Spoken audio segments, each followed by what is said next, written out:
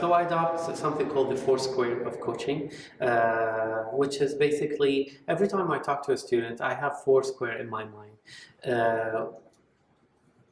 There is the content and there is the process of the coaching session, and there is the thoughts and there's the actions. So these are the four square in my head. So every time I talk to a student, either I support them or I challenge them on their thoughts and their actions. So for example, if a student comes to me and say the job market is not doing well and that employers' expectations are not really realistic. So I challenge that and ask them questions about why do you think that's happening? Where is it coming? How do you come up with this conclusion? Tell me about that, and try to kind of decode their perceptions and their impression about things. That's the challenging part. But when someone is coming depressed and a lot of anxiety after months of working and submitting application, I don't challenge them here. I try to support them. I try to motivate them.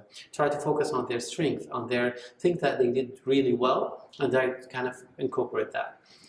Mock interviews, for example. When I talk, after we do the mock interviews, I ask them, what did you do, something you did that needs improvement on every question, and what things you did really well.